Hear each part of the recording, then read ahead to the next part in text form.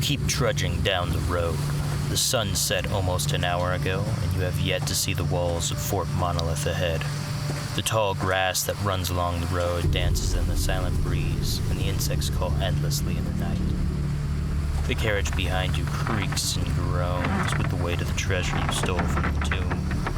Slowly, the sensation of being watched tingles at the back of your neck as a heavy fog rises from the ground. The insects cease their chittering, and a heavy silence surrounds the caravan. A high-pitched yip followed by mocking laughter echoes around you. You unsheath your sword, and deep in the fog you see two bright, yellow eyes staring at you.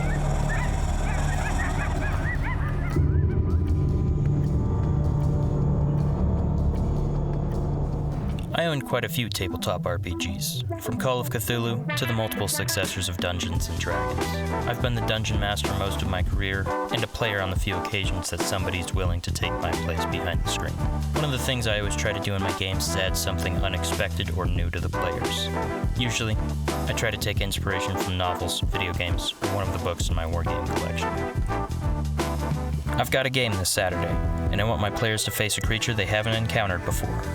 They're pretty new and have only fought your basic little green beasties and bandits. They just hit level 3 leaving the dungeon last session, and I think it's time for a difficulty increase. I think it's time for a creature feature. So, just what the hell is a Gnoll? According to the 5th edition of Dungeons & Dragons, Gnolls are feral humanoids that attack settlements along the frontiers and borderlands of civilization without warning, slaughtering their victims and devouring their flesh. They have a connection with the demon lord Yenagu, and are born from feral hyenas eating the remains of his destruction. They are nomadic destroyers and are completely evil and remorseless, having little of their own thoughts or consciousness. Now that I know I'm going to be using Gnolls, I need some models. I have the sprue of these Frostgrave Gnolls, but I have something else planned for them. So let's put my 3D printer to use. I'm sure somebody has something I'd like.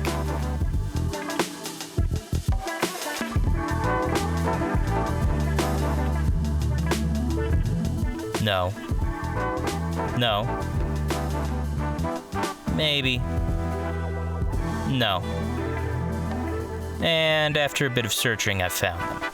Manuel Boria makes these fantastic Gnolls, and the files are quite cheap for $5 or so. But I see more in the collection, so that's always an option. Now, my first attempt to print these models failed, but upon further review, I'm an idiot. So the second try came out much better, but not perfect. It seems like certain areas are under-supported, leading to things like this weird shaft on his axe. But other than that, they are perfect for what I need.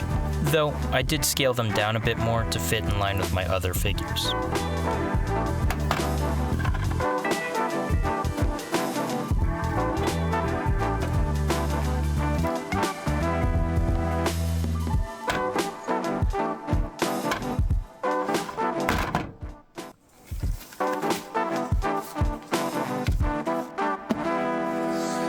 Let's see what Joseph McCullough has to say about Gnolls in his solo wargame, Rangers of Shadowdeep. And it's really more of the same, with the exception being that Gnolls are hybrids of humans with rats, dogs, or hyenas, which is an interesting, albeit useless in my case, change. In the Shadowdark, they are used as frontline troops, not savage, bloodthirsty marauders.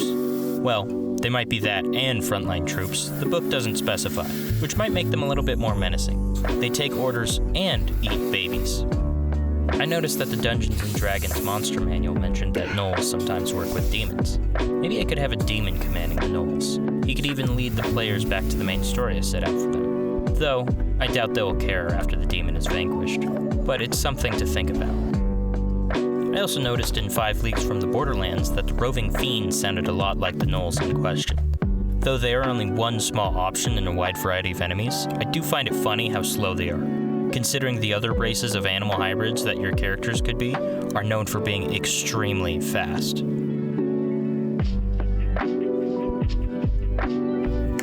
I tried painting these guys similar to how they looked in the 4th edition monster manual, trying to bridge the gap between goofy Disney villains and horrible monsters that devour children and worship demons. They looked pretty strange at first, kind of like ill humans with large mouths. Until I cleaned up their black hair and added their famous spots. Then they started to look more like hyenas. I pulled my old school Essentials out, which would be the closest thing to AD&D I have in my collection. I like their description in this book a lot, though. Lazy humanoid hyenas of low intelligence that live by intimidation and theft. I think there's a bit of contention in the tabletop RPG community between enemies being goons that attack the closest player, or intelligent creatures that use strategy and tactics. I think just killing hordes of dumb enemies to be a bit boring. If my players want to roleplay diplomacy with Neanderthal-brained hyenas, then I'm down. But I also like the flesh-eating and pillaging part. I don't think the two can be mutually exclusive, but I'm not sure my players will want to parlay with the destroyers of entire towns and bloodlines. So maybe dumb hyena thieves will be for another campaign. But the description continues. Legends say Gnolls were magically created by a wizard who crossbred gnomes with trolls. Which is a weird way to make hyena men. I did a bit of digging. Or well, this guy did a bit of digging and I'm too honest to take credit for finding this. And pulled up this old forum post from Gary Gygax himself. He describes creating the Gnolls as a little combination of the word gnome and troll. And if we go back to the original monster manual, you can see that it was not some hyena-human hybrid, it was a tricksy troll, or an ugly gnome. Some of the old-school 70s monsters have always interested me, but sometimes their age really shows, making them less scary in modern editions of the game, or making them way more powerful than they have any right to be. Though I am glad they changed the Gnolls, as I like the hyena hybrid idea more, especially because I already painted them. Though it does make me wonder if modern editions could add even more from real-life hyenas to the Gnolls. Hyenas are one of the few mammals that are ruled by the women. In fact, this model that I'm using for my leader is called the matriarch. Though it is quite androgynous, so I could use it either way and get away with it. They also have quite complex social structures, which could be adapted to D&D in the form of clans and a sort of animal kingdom feudalism. I'm not sure if I'll try anything like that. We'll have to see what the players think about my Gnolls in the first place. But I think it would be a really cool idea.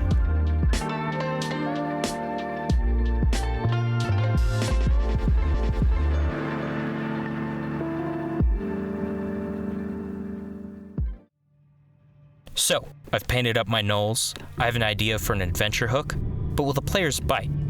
Will they even come out on top of the encounter with the Gnolls? Will they abandon the treasure to the Gnolls, living to fight another day? Knowing my players, they will want revenge. But in the dark places of the earth, there are things far more old and foul than Gnolls. So subscribe, and I'll see you all next time for a creature feature.